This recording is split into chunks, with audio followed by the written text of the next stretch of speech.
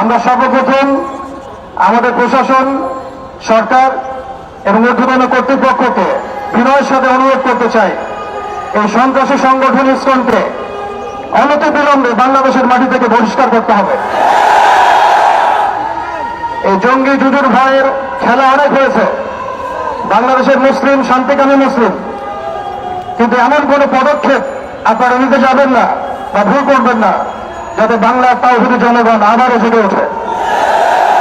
আমরা আল্লাহর কসম করে বলছি, যদি বাংলাদেশের তাওহীদি জনগণ একটাবার জেগে ওঠে, এর আগের মানুষরা তো পালানোর পথ পেয়েছে, আপনারা কিন্তু পালানোর পথে পাবেন না ইনশাআল্লাহ।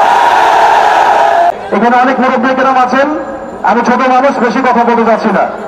আমরা একটা দাবি উত্থাপন করতে চাই, বাংলার জমিন শান্তির জমিন।